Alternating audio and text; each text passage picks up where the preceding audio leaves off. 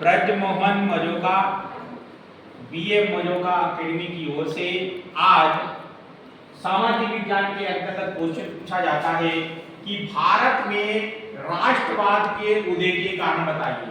भारत में राष्ट्रवाद कैसे पनपा, कैसे उदय हुआ, भारतवाद में राष्ट्रीय भावना कैसे बढ़ी लोगों के बीच में, उसके कारण लिखना है। 4 नंबर में क्वेश्चन पूछा जाता है। तो उसका पहला पॉइंट है ब्रिटिश सरकार की नीतियां। पहला बिंदु है ब्रिटिश सरकार की नीतियां, यानी कि जो ब्रिटिश सरकार थी, जो अंग्रेज अधिकारी थे, जो ब्रिटिश सरकार थी, उनकी नीतियां जो थी वो गलत थी, बेकार नीतियां थी। उनकी वो जो भी नीति बनाते थे वो भारतीयों के खिलाफ थी, भारतीयों के लिए लाभदायक नहीं थी। तो ब्रिटिश सरकार की जो नीतियां थी वो गलत नीतियां थी। उन गलत नीतियों के कारण भारत के लोग एकजुट हो गए और भारत में राष्ट्रवाद का उदय हुआ।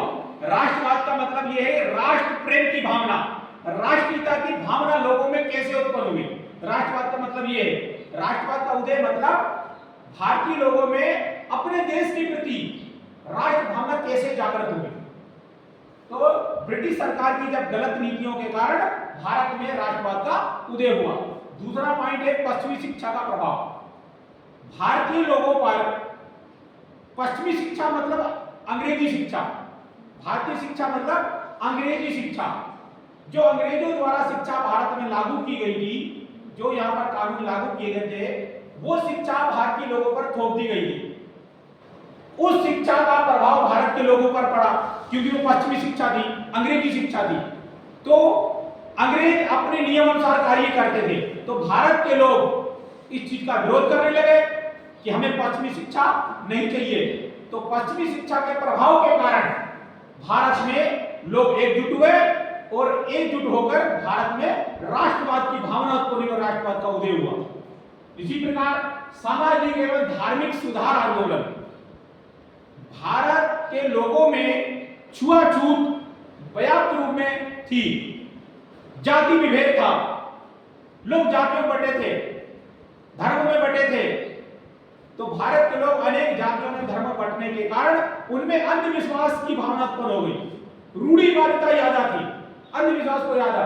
तो उस रूढ़िवादिता अंधविश्वास को मिटाने के लिए सामाजिक एवं धार्मिक सुधार आंदोलन देश में किए गए, यानी समाज को सुधारने के लिए और धार्मिक बनाने के लिए आंदोलन प्रारंभ हुए थे।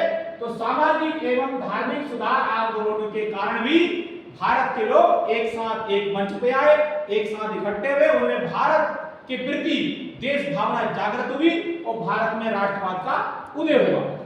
अगला पॉइंट है परिवहन तथा संचार के साधन। भारत में परिवहन तथा संचार के साधन थे ही नहीं।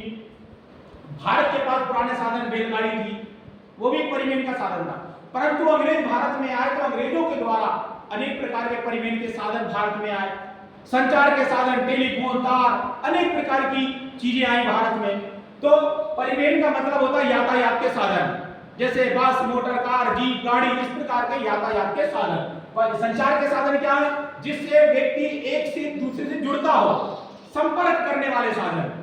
पुराने जमाने में डाक के माध्यम से डाकिया का डाक देता था, डाक के माध्यम संपर्क होता था, एक टेलीफोन होता था, उसके द्वारा संपर्क होता था।